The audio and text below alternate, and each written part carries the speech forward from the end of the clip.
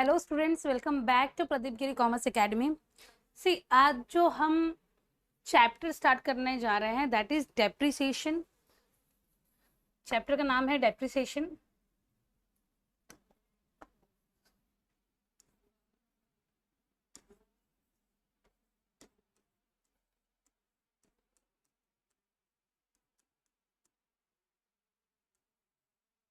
C the chapter which we are going to start today is depreciation.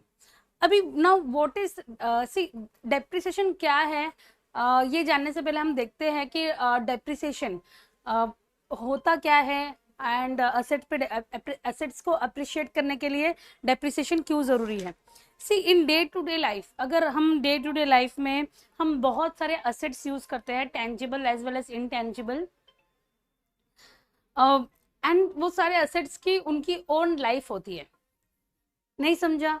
Okay. See day to day life में for example हमने washing machine लिया है, right? Washing machine लिया है, उसका 10 years का warranty मिला है आपको, 5 ईयर्स का वारंटी है एंड वारंटी एंड गारंटी है, एंड उसकी लाइफ जो है आपके हिसाब से, एंड उसकी लाइफ मैक्सिमम 10 ईयर्स है, मतलब वो वॉशिंग मशीन को हम 10 ईयर्स यूज कर सकते हैं। तो ये अभी ये बहुत ज़रूरी है कि उसका जो कॉस्ट है उसको हम स्प्रेड करें। तो ये जो स्प्रेडिंग ऑफ कॉस्ट है, मतलब अभी 10, अगर वॉशिंग मशीन जो है वो 10 ईयर्स हम यूज कर रहे हैं, उसका कॉस्ट 15,000 है, तो उसका जो कॉस्ट है हम उसको क्या करेंगे, 10 ईयर्स में इसको स्प्रेड करेंगे, उसके कॉस्ट को 10 ईयर्स में हम स्प्रेड करेंगे। और ये जो स्प्रेडिंग है, spreading of the fix asset, spreading the cost of fix asset is termed as depreciation. तो ये जो स्प्रेडिंग है, जो 10 ईयर्स जो हम इसका कॉस्ट को जो स्प्रेड कर रहे हैं इज कॉल्ड एज डेप्रिसिएशन। सी अभी जैसे मैंने बोला कि मेरा एग्जाम्पल था वॉशिंग मशीन। एक वॉशिंग मशीन मैंने लिया है जिसकी लाइफ 10 ईयर्स है, राइट? अभी 10 ईयर्स के बाद मुझे वॉशिंग मशीन का काम नहीं आएगा, वॉशिंग मशीन का काम नहीं होगा, ऐसा है क्या? नहीं। 10 ईयर्स के बाद अगर ये जो वॉशिंग मशीन खराब हो जाएगा तो मुझे एक उसको रिप्लेस करना पड़ेगा। तो every year I can make a provision. अगर मैं हर साल 10 ईयर्स के हिसाब से इसका कॉस्ट 15,000 है, तो फॉर एग्जाम्पल से मेरे मशीन का कॉस्ट है 15,000। अभी इसको मैंने 10 ईयर्स में डिवाइड स्प्रेड कर दिया है, तो ये क्या है 1500। ओके, तो ये जो spreading of cost is called depreciation. अभी अगर मैं 1500 रुपीज, अगर मैं हर ईयर 1500 रुपीज, 1,500 रुपये अगर मैं सेव कर रही हूँ, अलग से मैंने निकाल के रखा है, I am making a provision, हर year 1500 rupees I am keeping aside.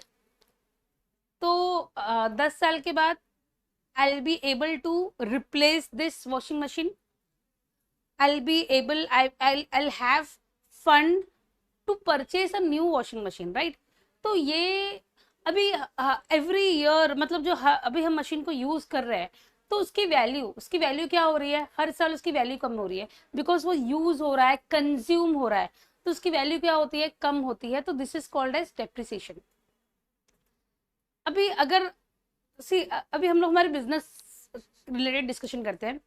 अभी अगर मेरे पास कोई, मैंने मशीन लिया है 1 लाख का, एंड उसका मशीन लिया है 1 लाख का, एंड 20,000 में उसको इंस्टॉल किया गया है। इंस्टॉल किया गया मतलब उसे वर्किंग कंडीशन में लाया गया है, उसको फिक्स किया गया है, उसका अलग से मैंने चार्जेस दिया 20,000, तो मेरा मशीन का कॉस्ट कितना हो जाएगा, 1,20,000। अभी सी हमने जब हम अकाउंट्स हमने स्टार्ट किया, ये बीके जब हमने स्टार्ट किया था, तो उसमें मैंने बताया था कि book keeping and accountancy, book keeping is all about maintaining records. Book keeping जो है, बुक कीपिंग का मतलब क्या है, रिकॉर्ड्स मेंटेन करना। On the other hand book keeping and accountancy क्या है, अकाउंटेंसी में आप जो रिकॉर्ड्स है उसको फाइनलाइज करते हो, फाइनल अकाउंट्स बनाते हो। तो ये दोनों का पर्पस क्या है, बुक कीपिंग एंड अकाउंटेंसी का पर्पस क्या है, आपकी बिजनेस की क्या पोजीशन है, आपके पास आपकी बिजनेस की क्या पोजीशन है, आपका बिजनेस प्रॉफिट में है, आपकी बिजनेस की प्रेजेंट पोजीशन क्या है, ये सब जानना, ये सब बिजनेसमैन को इससे पता चलता है। किससे पता चलता है? उसके स्टेटमेंट से पता चलता है, बैलेंस शीट से पता चलता है। तो अगर मेरा मशीन का कॉस्ट है 1,20,000 and every year I am showing it 1,20,000, तो will I able to get the correct picture of the asset which I am having? No, because see, 1,20,000 उसकी वैल्यू तब थी जब मैंने उसको परचेज किया था, बट अब आगे जाके 2 साल हो गए तो उसकी वैल्यू जो है वो कम हो गई है, बिकॉज उसको मैंने 2 साल यूज किया है। तो अगर मैंने उसकी वैल्यू कम करके बुक्स में नहीं दिखाया तो लाइक जो मेरा बैलेंस शीट है, जो मेरा स्टेटमेंट है, it will not show the true and correct picture. तो उसमें जो भी मतलब जो भी आपका लाइक आपके असेट्स की जो भी पोजीशन दिख रही है वो पोजीशन करेक्ट नहीं होगी, बिकॉज आपका असेट उतना, आपका जो असेट दिख रहा है वो उसकी वैल्यू उतनी नहीं होगी, वो मतलब ओवर एस्टिमेटेड दिखेगा, ज्यादा दिखेगा।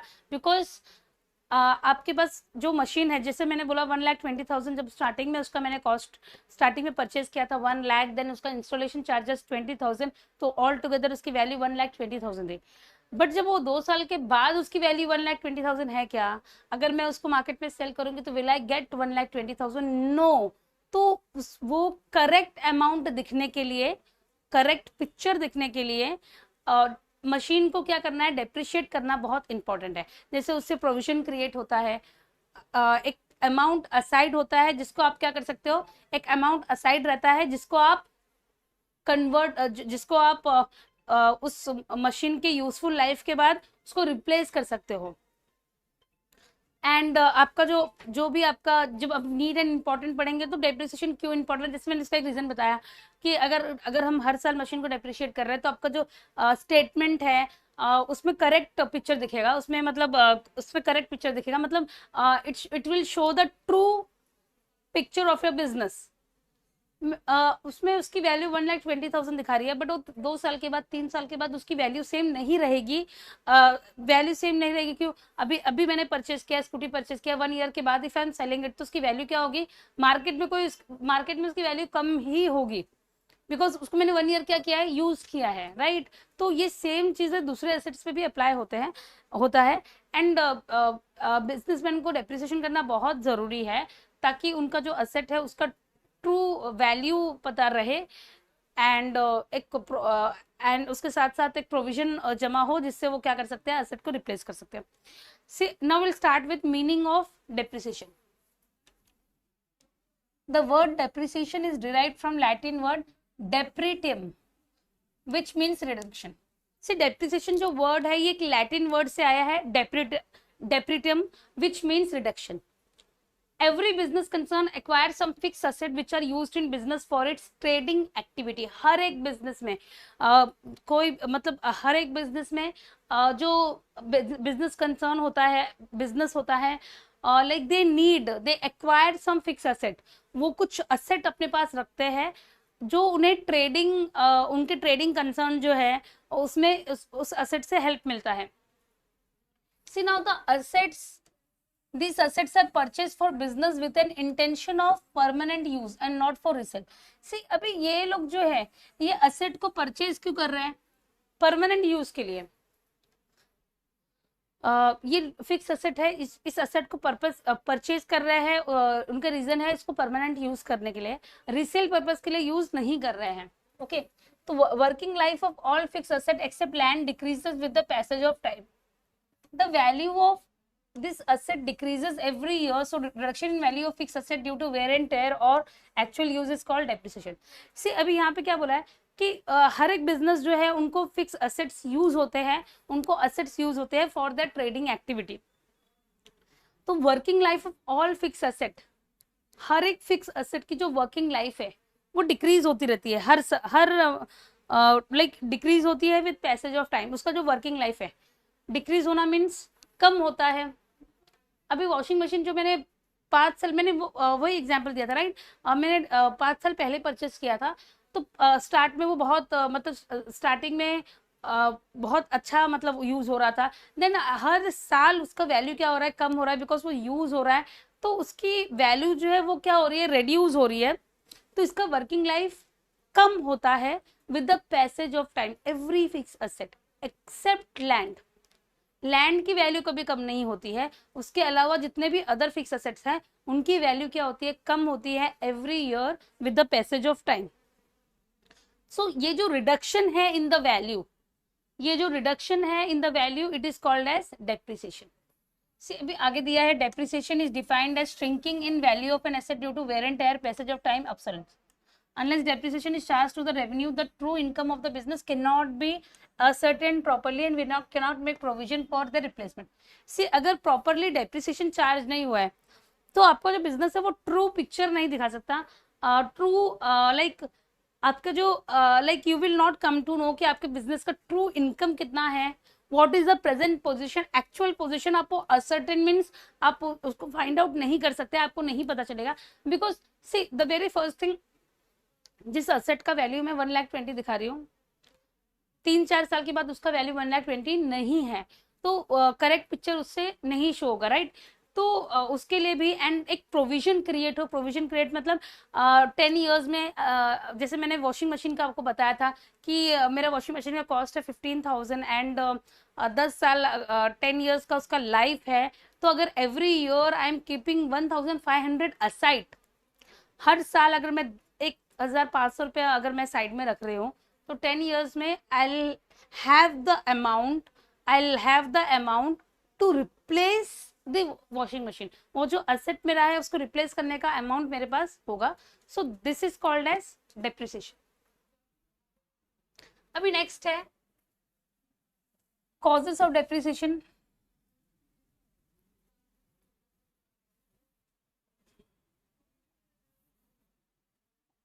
कॉजेस ऑफ डेप्रिसिएशन पहला क्या है, normal wear and tear, normal and natural wear and tear.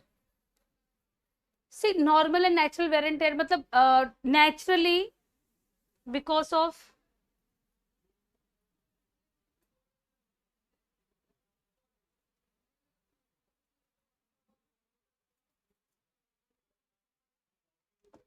C the value of fix asset, जो फिक्स असेट की जो वैल्यू है वो यूज नेचुरली मतलब आप इसको यूज कर रहे हो तो उसकी वैल्यू क्या हो रही है, कम हो रही है। जितना ज्यादा आप यूज करोगे उसकी वैल्यू कम होगी। तो ये डेप्रिसिएशन जो है, डेप्रिसिएशन होता है, पहला है नेचुरल, नॉर्मल है natural wear and tear. Normal and natural wear and tear मतलब अभी कोई कुछ हमने परचेज किया है, मशीन परचेज किया है, अगर हम उसको कंटिन्यूसली हम यूज कर रहे हैं तो डेफिनेटली वो जो मशीन है वो कंज्यूम हो रहा है एंड तो उसकी वैल्यू जो है वो कम होगी। अभी नेक्स्ट है passage of time. Fix asset get depreciation due to affliction of time, so it is necessary to depreciate them even if they are not in use.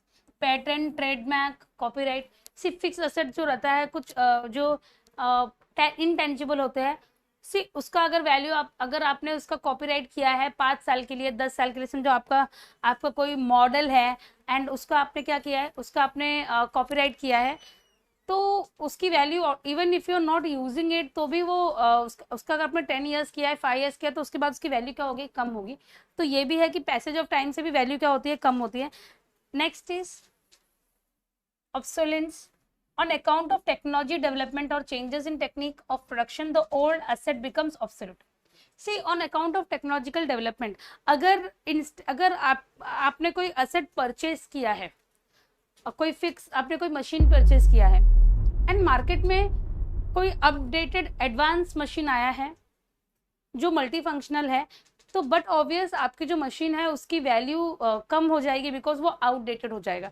तो ये रीजन से भी मतलब ये भी रीजन है डेप्रिसिएशन का। आपको असेट की वैल्यू अपनी कम करनी पड़ेगी बिकॉज वो कम्प्लीटली आउटडेटेड हो गया है एंड प्रेजेंट में मार्केट में उसकी उतनी वैल्यू नहीं बची है।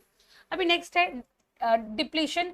To deplete means to empty. Depletion is also one of the causes of decrease in value of wasting asset such as forest.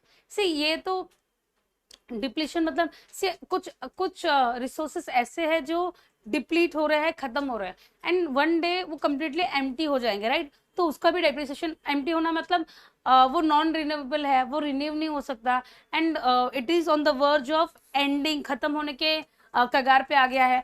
तो ऐसे भी उसको आपको क्या करना पड़ेगा, डेप्रिशिएट करना पड़ेगा। Next is natural calamity, impairment of an asset. See आपने एसेट परचेस किया है and due to natural calamity, earthquake की वजह से, फ्लड की वजह से आपका जो एसेट है वो डैमेज हुआ है, तो आपको फिर डेप्रिशिएशन करना पड़ेगा, बिकॉज एसेट डैमेज हो गया है तो उसकी ऑब्वियसली उसका जो वैल्यू है वो कम होगा, तो दैट इज डेप्रिसिएशन। अभी नेक्स्ट है इन्वेंशन।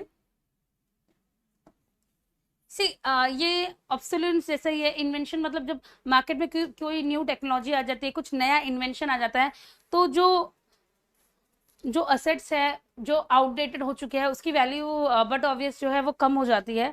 तो जब जैसे कि अभी हमारा जो नॉर्मल सेलफोन है, अगर उसका कोई एडवांस वर्जन आता है तो जो आउटडेटेड वन है उसकी वैल्यू क्या हो जाती है, उसकी वैल्यू कम हो जाती है, बिकॉज लोग उसको ज़्यादा परचेस नहीं करते हैं। तो ये भी एक रीज़न है डेप्रिसिएशन का। Now next is market value. See market value जो है, मार्केट कंडीशंस की वजह से मार्केट वैल्यू क्या होती है, चेंज होती रहती है। अगर आपने एसेट परचेस किया है एंड ऑल सडन इसकी मार्केट वैल्यू डाउन हो गई है, तो आपको भी अपने एसेट की जो वैल्यू है उसको क्या करनी पड़ेगी, कम करनी पड़ेगी। सो ये सारे कॉजेस है, कॉजेस ऑफ डेप्रिसिएशन। सबसे पहला वाला क्या है, natural wear and tear, natural and normal wear and tear, मतलब because of passage of time, use करने की वजह से आप जितना ज्यादा यूज करोगे उतना एसेट की वैल्यू क्या होगी, कम होगी, बिकॉज आप यूज कर रहे हो तो दैट मीन्स की यूज कर रहे हो तो उसकी वैल्यू ऑटोमेटिकली क्या होगी, कम होगी। बिकॉज अभी 1,20,000 का मशीन है मेरा, अभी मैंने इसको बैलेंस शीट में 1,20,000 दिखाया है, एंड 3 साल के बाद वो कंटिन्यूसली हम यूज कर रहे हैं तो उसकी वैल्यू 1,20,000 नहीं रहेगी। Even if you going for sale, अगर आप उसको सेल करने बाहर जाओगे तो आपको 1,20,000 कोई नहीं पे करेगा। दैट मीन्स आपके एसेट की वैल्यू क्या हो रही है, कम हो रही है। अभी नेक्स्ट है passage of time, then obsolescence means because of being outdated होने की वजह से उसकी वैल्यू क्या हो गई है, कम हो गई है। देन नेचुरल क्लाइमेटीज, नेचुरल क्लाइमेटीज के होने की वजह से, जैसे फ्लड है, आपके मशीन को बहुत ज्यादा डैमेज हुआ है और तो बहुत डैमेज हुआ है तो आपको उसको एसेट डेप्रिसिएशन आपको उसको शो करना पड़ेगा। अभी नेक्स्ट है need and importance of depreciation. See now depreciation जो है इसका नीड एंड इंपॉर्टेंस क्या है। See depreciation is charge to profit and loss as it is an element of cost. Depreciation जो है, अभी जैसे मैंने बताया, कॉस्ट को हम क्या करते हैं, जो असेट आपका असेट है उसकी एक एस्टिमेटेड लाइफ है, मतलब जो असेट है वो 10 इयर्स तक चलेगा, तो उसको हमने क्या किया है, स्प्रेड किया है, 10 इयर्स में स्प्रेड किया है। तो हर साल क्या हो रहा है, हर साल हम असेट को यूज कर रहे हैं तो उसको हम क्या कर रहे हैं, डेप्रिशिएट कर रहे हैं। तो डेप्रिसिएशन जो है ये एक तरह का एक्सपेंस है। ये कैसा एक्सपेंस है, ये नॉन कैश एक्सपेंस है। आप उसको बुक्स में शो करोगे, मतलब ये डेप्रिसिएशन जो है हम उसको पॉकेट से पे नहीं करते। जैसे फॉर एग्जांपल अगर लाइट बिल आता है, इलेक्ट्रिसिटी बिल है, तो हमको क्या करना रहता है, उसको पे करना पड़ता है, राइट। तो वो प्रॉफिट एंड लॉस अकाउंट में हम दिखाते हैं कि हमने इलेक्ट्रिसिटी चार्जेस पे किया है। तो डेप्रिसिएशन भी क्या है, चार्जेस है, ये नॉन कैश एक्सपेंस है। आप मतलब ये नॉन कैश एक्सपेंस है, ये एक तरह से हम इसको एक्सपेंस दिखाते हैं ताकि इसका प्रोविजन जो है क्रिएट हो सके, एंड इसको हम, ये नॉन कैश एक्सपेंस है बट आपका जो मशीन है वो यूज हो रहा है। अगर आप डेप्रिसिएशन नहीं करोगे, नहीं दिखाओगे, तो आपका जो बैलेंस शीट है, आपका जो स्टेटमेंट है, it is not going to show the correct picture, correct profit. Because see machine का वैल्यू मैं उतना ही दिखा रही हूँ, बट 5 साल के बाद जो मशीन का वैल्यू डे बाय डे कम हो गया है, 5 साल के बाद भी अगर मैं मशीन का 1,20,000 दिखा रही हूँ तो मेरा बैलेंस शीट कहीं से भी करेक्ट नहीं रहेगा, राइट। तो डेप्रिसिएशन जो है ये नॉन कैश एक्सपेंस है, जिसको अगर आपको अपने स्टेटमेंट को करेक्ट दिखाना है, ट्रू दिखाना है, सी बिकॉज ये जो ये बुक कीपिंग एंड अकाउंटेंसी हम करते हैं क्यों है, हम करते हैं हमारे बिजनेस की पोजीशन जानने के लिए, देन उसका प्रॉफिट जानने के लिए, हमारा बिजनेस कैसे परफॉर्म कर रहा है ये सब जानने के लिए। अगर डेप्रिसिएशन हम नहीं करेंगे तो आपका जो भी स्टेटमेंट होगा, मतलब जो भी आपका प्रॉफिट एंड लॉस स्टेटमेंट बनेगा वो करेक्ट नहीं बनेगा। तो डेप्रिसिएशन चार्ज करना ये इंपॉर्टेंट है। It is a non cash expenditure और ये क्या है, एक नॉमिनल अकाउंट है। अभी नेक्स्ट है, if depreciation is not provided and deducted from the value of asset, the asset will be over value. See ये हमने बार बार डिस्कस किया है, अगर हम डेप्रिसिएशन चार्ज नहीं करेंगे, अगर हम डेप्रिसिएशन नहीं दिखाएंगे, तो आपका जो असेट है वो ओवर वैल्यू दिखेगा। अभी जैसे मैंने एग्जाम्पल दिया वॉशिंग मशीन का, यहाँ पे अगर हम एग्जाम्पल देंगे, कोई अगर कंपनी में मशीनरी लिया है, मशीन लिया है, एंड उसका वैल्यू अभी परचेज किया तो 1,20,000 है, एक साल के बाद भी मेरा उसका वैल्यू जो है 1,20,000 है, 2 साल के बाद भी मैंने 1,20,000 ही original cost I am showing into my balance sheet, तो मेरा जो बैलेंस शीट का पोजीशन है वो करेक्ट नहीं दिखेगा, बिकॉज मेरा जो असेट है वो ओवर वैल्यूड है, जितनी उसकी वैल्यू नहीं है। मार्केट में मैं बेचने जाऊंगी तो 1,20,000 नहीं मिलेगा, तो अगर आप डेप्रिसिएशन नहीं करोगे तो आपका असेट जो है वो ओवर वैल्यू दिखेगा। अभी नेक्स्ट है, depreciation is necessary to make provision for replacement of all asset. See depreciation बहुत जरूरी है प्रोविजन क्रिएट करने के लिए। सी प्रोविजन मतलब, जैसे फॉर एग्जाम्पल, सी प्रोविजन का मीनिंग है, प्रोविजन मतलब क्या होता है, सी अभी हम लाइक हम वर्किंग लोग हैं, हम जॉब करते हैं, and we get a fixed income, right, fix salary हमें मिलता है, तो हम क्या करते हैं, उसमें से कुछ पैसा एकदम साइड में रख देते हैं, वी कीप इट असाइड, जब तक कोई जरूरत, अनएक्सपेक्टेड नीड ना हो, तब तक हम क्या करते हैं, उसको यूज नहीं करते, बिकॉज हमने सारा बजटिंग करके रखा हुआ था कि ये स्पेंड यहाँ करना है, यहाँ करना है, यहाँ करना है, ये अमाउंट जो रहेगा ये हमारे फ्यूचर के लिए सेव है, राइट। तो यहाँ भी एक प्रोविजन क्रिएट करना होता है, से असेट उतना अमाउंट हम क्या कर रहे हैं, जैसे मैंने वॉशिंग मशीन का बताया, उसका वैल्यू कितना था, 15,000 वैल्यू था, 10 ईयर्स में उसका लाइफ स्पैन था, देन हर साल अगर मैं 1,500, if I keep it aside, हर साल अगर मैंने 1,500 1,500 असाइड रखा है, तो एक प्रोविजन क्रिएट होगा, एंड 10 साल में क्या होगा, 10 years में I'll be having fund, I'll be having amount money with the help of which I can purchase a new machine। तो ये तो एक प्रोविजन क्रिएट होता है इससे, एंड वो बहुत इंपॉर्टेंट है आपके असेट को रिप्लेस करने के लिए। अभी नेक्स्ट है, it enable the business to compute and pay correct amount of tax to government. See इससे आपका बिजनेस जो है, इससे आप करेक्ट जो मतलब आप अपने बिजनेस का प्रॉफिट जो है वो करेक्टली कंप्यूट कर सकते हो, पता कर सकते हो, करेक्टली आपको पता चलेगा, तो इससे आप क्या कर सकते हो, गवर्नमेंट को करेक्ट अमाउंट, आप गवर्नमेंट को करेक्ट टैक्स आप पे कर सकते हो। सी अगर मैं डेप्रिसिएशन चार्ज नहीं करूंगी तो मेरा प्रॉफिट जो है वो मतलब वो ज्यादा दिखेगा, बिकॉज मैंने असेट को क्या किया है, असेट मतलब जो असेट मेरे पास, प्रॉपर्टी मेरे पास है, जो असेट मेरे पास है, जो मशीन है जिसको मैं यूज कर रही हूँ, उसका वैल्यू मैंने कम नहीं किया, उसका वैल्यू मैं उतना ही दिखा रही हूँ, तो इससे क्या होगा, इससे होगा ये कि मेरा प्रॉफिट जो है वो ज्यादा दिखेगा, एंड तो उससे हम क्या कर रहे हैं, उससे जो करेक्ट टैक्स हम पे नहीं कर पाएंगे, तो गवर्नमेंट को करेक्ट टैक्स पे करने के लिए भी depreciation is important. See it enable the business to compute and pay correct amount of tax. Depreciation must be calculated and equivalent fund should be provided for every year so that at the end of life the asset may be easily replaced। See ये same है, हर साल एक accurate amount, depreciation जो है वो accurately क्या होना चाहिए, कैलकुलेट होना चाहिए, एंड उतना amount, equivalent amount you have to keep it aside, वो इक्विवेलेंट अमाउंट आपको फंड अलग से रखना है, ताकि ताकि वो जो आपका मशीन है उसके working life and at the मतलब उसका लाइफ खत्म होने के बाद आपके पास उस मशीन को रिप्लेस करने के लिए आपके पास अप्रोप्रिएट फंड रहे। अभी देखो नेक्स्ट है factor to be consider while charging depreciation. See पहला है कॉस्ट ऑफ असेट जो वैल्यू में हमने परचेस किया है that is cost of asset. जैसे अभी फॉर एग्जांपल अगर मैंने 1 लाख में असेट परचेस किया है एंड उसका फिक्सेशन चार्ज, उसको फिक्स करने के लिए 20,000 लगाया, तो मेरा एसेट का कॉस्ट कितना हो जाएगा, 1,20,000, मतलब 1 लाख एसेट का प्लस 20,000 फिक्सेशन का, तो कितना हो गया, 1,20,000 एसेट। फिर estimated economic life of asset. से एस्टिमेटेड इकोनॉमिक लाइफ मतलब आपका जो एसेट है वो कितने साल तक चलेगा, उसका एस्टिमेटेड लाइफ कितना है। And next is estimated terminal value. Eight the and जो है आपका एसेट जो है उसका वर्किंग लाइफ खत्म होने के बाद जो रियलाइजेबल अमाउंट है, रियलाइजेबल अमाउंट मतलब जब उसकी पूरी लाइफ खत्म हो जाएगी एंड जब उसको हम स्क्रैप में बेचेंगे तो उसका रियलाइजेबल अमाउंट जो है वो एस्टिमेटेड टर्मिनल वैल्यू। तो ये factors which has to be considered while calculating depreciation. Okay, तो सी अभी इसके बाद, अभी जैसे मैंने बोला कि मेरा जो असेट है 1,20,000, उसका क्या है, उसको मैंने परचेज किया है 1,20,000। ओके, यहाँ पे देखते हैं। सी ये जो फॉर्मूला है, अभी मैंने क्या बताया, असेट को मैंने परचेज कितने में किया है, 1,20,000 में।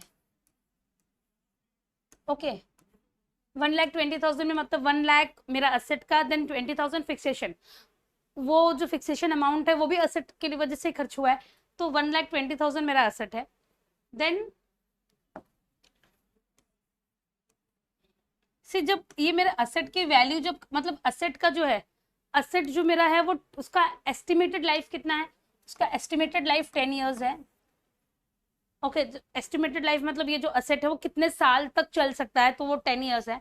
एंड यहाँ पे आएगा स्क्रैप वैल्यू, जैसे ये फॉर्मूला है इसका। स्क्रैप वैल्यू मतलब आपका असेट जब उसको वर्किंग लाइफ खत्म होने के बाद रियलाइजेबल अमाउंट कितना है, जैसे हम बोलते हैं ना भंगार हो गया है, राइट। तो तो मतलब असेट जो है अभी जो यूज में नहीं है उसका स्क्रैप वैल्यू कितना है, उसको हम बेचेंगे तो कितना पैसा मिलेगा, तो दैट इज स्क्रैप वैल्यू। तो अगर इसका स्क्रैप वैल्यू इज 20,000, ओके, तो आपका what will be the amount, depreciation amount क्या होगा, 10,000। ओके, मतलब 20,000 तो आपको मिल जाएगा असेट, वो स्क्रैप को बेचने के बाद। तो उसको डिवाइड बाय 10 करोगे तो हर साल आपको क्या करना पड़ेगा, 10,000 रुपीज आपका डेप्रिसिएशन है ऑफ एवरी ईयर। अभी तो इसका एग्जाम्पल भी यहाँ पे दिया हुआ है, ये example I will solve and show you. See, a machine costing 15,000 is purchased and installation charges 3,000. See, 15,000 का मशीन है, 3,000 is installation charges, तो मतलब मशीन का कॉस्ट कितना हो गया है, 18,000। Okay, estimated life of the asset is 10 years, इसका एस्टिमेटेड लाइफ कितना है, 10 years. Value is estimated to be 2,000 at the end of life, और इसमें से 2,000 जो है ये एंड ऑफ द लाइफ मतलब